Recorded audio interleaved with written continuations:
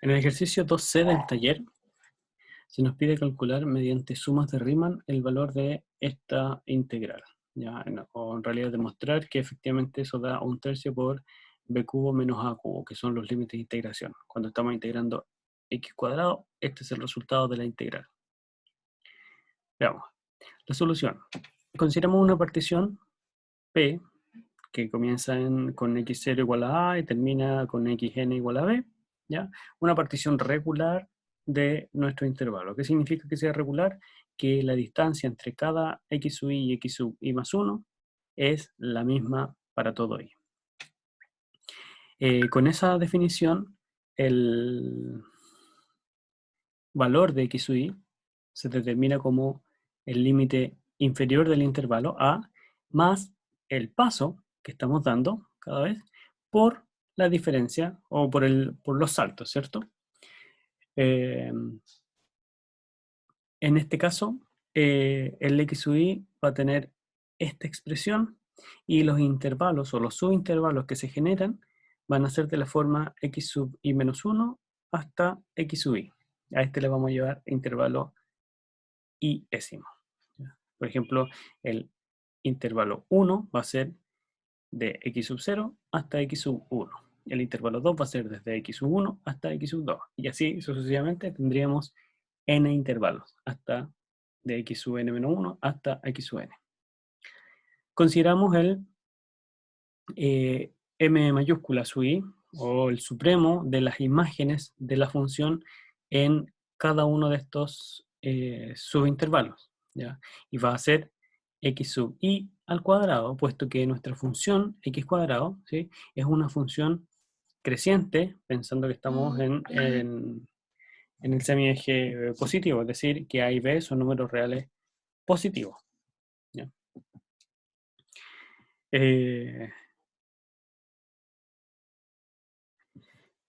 Sabemos que nuestra función x cuadrado es Riemann integrable, ¿ya? En todo su intervalo a, b de r, ¿ya?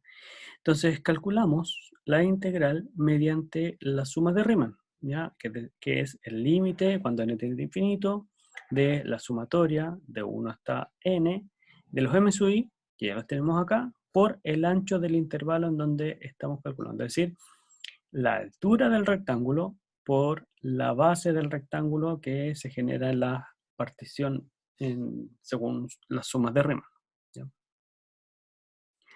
Ahora, este m sub i, que es el x sub i al cuadrado, ¿ya?, lo reemplazo por la expresión que tiene el x sub i.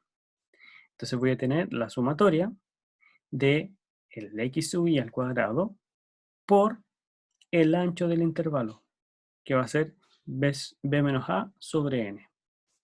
Recordemos que es una partición regular, entonces cada intervalo tiene la misma longitud.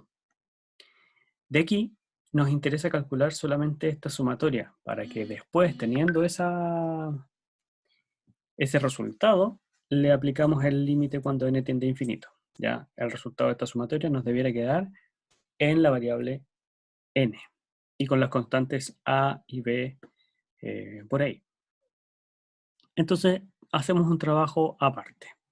En esta sumatoria, nos fijamos que b menos a sobre n no depende del índice i, por lo tanto es una constante, ¿ya? Al desarrollar este binomio al cuadrado, nos queda a cuadrado, el doble del primero por el segundo, ¿cierto? Y el segundo al cuadrado, ¿ya? Las sumatorias corren en el índice i, por lo tanto todo lo que no sea i va a ser una constante para nuestra sumatoria. Entonces, al resolver este binomio al cuadrado y separar las sumatorias, nos queda a cuadrado n cuadrado, ¿ya?, al factorizar aquí, ¿cierto? Sacando el 1 sobre n cuadrado que está aquí debajito, ¿cierto? Amplificamos por n sobre n, ¿ya? Y nos queda a cuadrado n cuadrado sobre n cuadrado en este término aquí, y ese n cuadrado que estaba en el denominador sale, porque va a salir de aquí y va a salir de acá también, entonces va a ser un término común que sale de todas las sumatorias. La segunda suma nos queda 2an b menos a por la sumatoria de los i. Y la tercera sumatoria nos queda b menos a al cuadrado, esto, ¿cierto? Por i sobre n al cuadrado, ¿ya? Y este n cuadrado ya lo habíamos sacado, entonces nos queda simplemente la sumatoria de los i cuadrados. De acá, las fórmulas de estas sumas son conocidas, ¿ya? Aquí tenemos la suma de unas constantes, ¿ya? O de la constante a cuadrado n cuadrado, que no depende del índice y por lo tanto es constante, ¿cierto? Y nos queda la constante por la cantidad de veces que se está sumando, n. En este caso, n al cubo nos resulta. La sumatoria de los i es n por n más 1 partido por 2. Y la sumatoria de los cuadrados es n por n menos 1 por 2n más 1 sobre 6. ¿Ya? Ahora viene simplemente realizar los cálculos y las simplificaciones de términos semejantes. ¿Ya? Aquí teníamos un n al cubo que va a multiplicar, ¿ya? Y vamos a ir despejando y simplificando los términos que se puedan. Entonces multiplicamos a cuadrado n cubo por esta expresión, se simplifican los n cubos, y nos queda a cuadrado b menos a.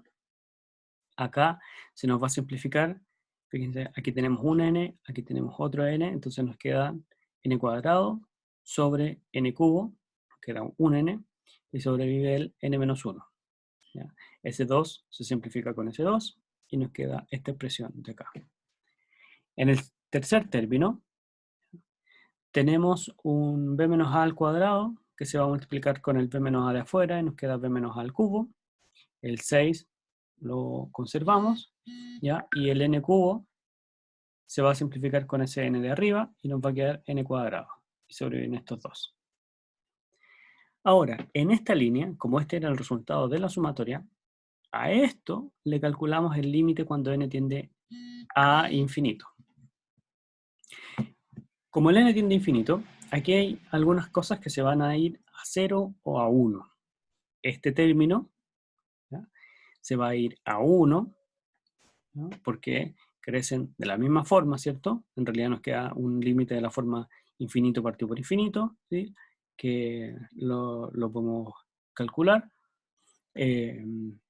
Y bueno, estos crecen a la misma razón, entonces el límite es 1. Aquí estos crecen, el de arriba tiene un factor 2, ¿ya? Y esto va a ser 2 sobre 1 en el límite cuando n tiende a infinito. Y nos queda simplemente entonces a cuadrado b menos a b menos a al cuadrado y b menos a al cubo sobre 6 por 2, que es el límite de esta expresión. Ahora simplemente desarrollamos los cuadrados, desarrollamos los cubos, los binomios al cubo, simplificamos ese 2 y ese 6 y reducimos términos semejantes y obtenemos nuestra expresión 1/3 b cubo menos a cubo. En general, el cálculo de las sumas de Riemann o de las integrales vía sumas de Riemann es así: elegir una partición regular para que los elementos en la sumatoria queden de una mejor forma, una forma más fácil de trabajar. Podemos elegir un punto arbitrario, un punto medio en el interior del intervalo, ¿ya? O los extremos en el caso que tengamos información de la función, si es que es creciente o decreciente, ya, para calcular las imágenes, pero esto representa el área del rectángulo, que es base por altura, ¿sí? Y calculamos esta sumatoria en términos de n, para luego calcular su límite cuando n tiende a infinito. Y ahí nos debieran resultar esta expresión y todas las otras del ejercicio 2.